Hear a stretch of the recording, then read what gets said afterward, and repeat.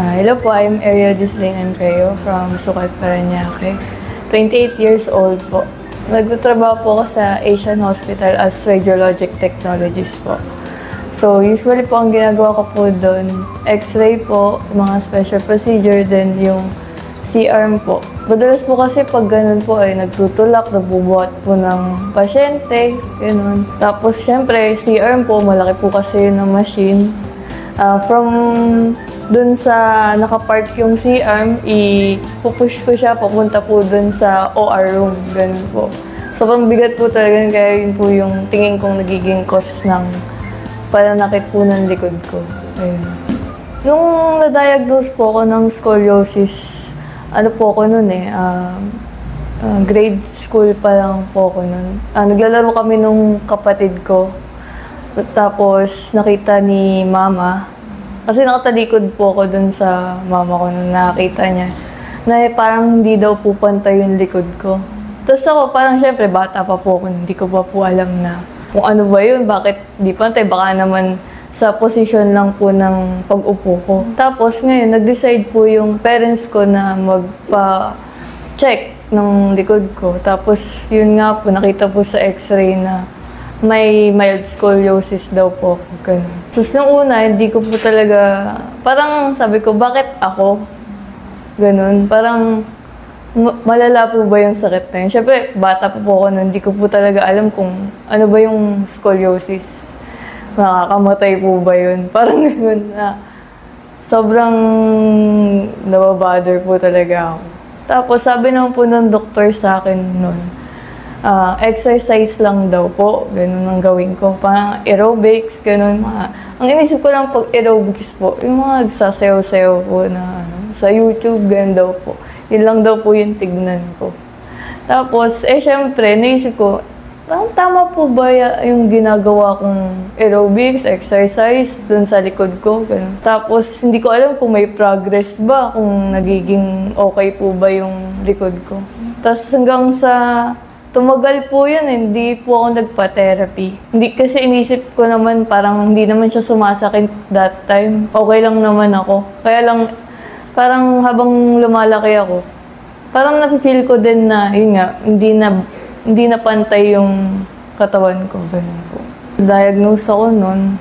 Tapos naisip ko sa trabaho din. Ngayon nga po dun sa Asian, kasi nga, mabigat po yung mga binubuhat ko as radiotech. Sumasakit po siya. Tapos parang nag-bother na din po kasi nga, parang iba na yung sakit niya. Kasi yung initial interview ko nga din po, sinabi ko din po talaga dun sa doc na 3 days po ata yun, nagigising ako sa madaling araw.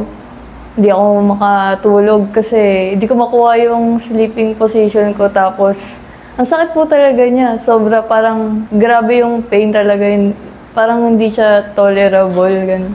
Naglalagay lang ako ng mga sa lompas, tapos yun, efficacy. Ganun. Yun nga, sa paglaki ko nga din po, nakita ko din pag tumitingin ako sa salamin.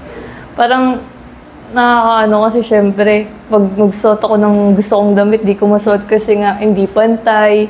May nakaumbok sa likod, parang ganun. Super severe na kasi parang hindi ko napag-isipan na magpa-therapy. Tapos ngayon lang din, nung nagtrabaho na ako sa Asia. Yun. Nag-ano po kasi ako, nanood lang ako sa YouTube, tapos nag-exercise. Hindi talaga siya, parang sumasakit lang lalo yung likod ko. Ganun. Tapos yun nga po, nung ni-refer ako dito, parang nagkaroon ako ng hope na baka nga, pag dito, maging okay yung likod ko. Tapos, nung nagpa-therapy na po ako dito, nawala po talaga yung pain. As in, parang bumalik ulit yung dati na, yung okay lang mag-work, parang, kasi kahit sobrang bigat po nung trabaho, nawala talaga siya. Hindi na ako naglalagay ng efficacent or ng salompas, ganun, papamasahe, hindi na. Parang ang ginagawa ko na lang kung ano po yung tinuro po nila dito na therapy. Tapos, yun nga, na-try ko din po na magpa-x-ray nito. Tapos, kinumpare po dun sa dati tsaka sa ngayon. Parang, nabawasan po talaga siya. Tapos, talagang nawala po yung pain. Nung nalaman ko po dito yung yung scoliosis basic po. Doon po sa Asian din po, nag-refer po sa akin. Kasi dito daw po, specific po talaga doon sa scoliosis. So, yun nga po, nakita ko naman din po nung initial interview pa lang po. Parang iba na po yung, yung treatment nila, yung kung paano din sila mag-approach po dito sa mga patients nila. Kasi nga, ayun nga, may mga free coffee. Tapos, di ko din po talaga, parang, wow, may ganun sila. Ganun.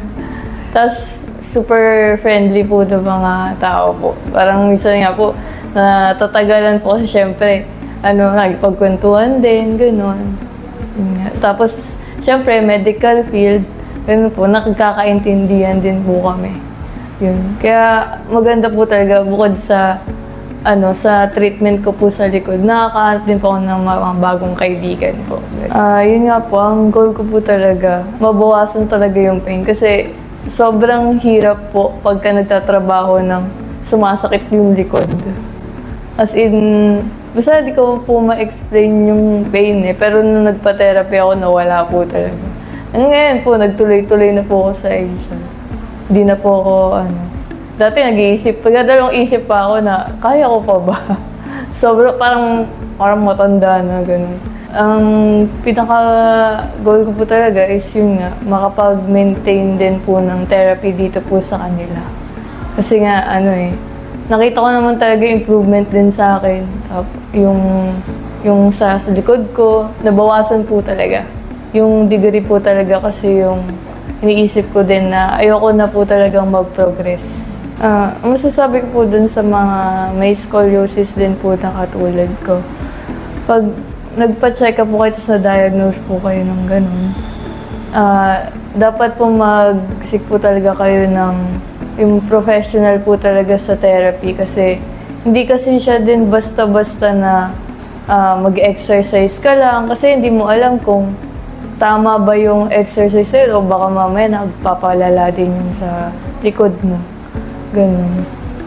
Ang maganda po talaga, magpunta po kayo dito. Kasi sa iba ko din, nag-try din po kasi ako na magpa-therapy din. Dun may scoliosis din po kasi na clinic. Pero di rin ako kasi ang layo po, sobrang layo. Ito po yung pinakamalapit. Kaya po naghahanap po kayo ng therapy for scolio. Tapos dito lang po kayo sa Muntinlupa, Alabang, or Las Piñas, yan. Basta dito lang sa South po. Yun, yung scoliosis basic po talaga yung marirecommend ko. Ayun po. Thank you po sa scoliosis basic po. Tsaka po dun sa free coffee. Yun nga kay Ma'am Eda. Yun po. Sobrang thank you po kasi nga yun nga, yung mga advice niya din po sa pag-therapy, yung paano yung good posture po talaga. Ayun. Tapos, ayun po, thank you po. Thank you po dito po.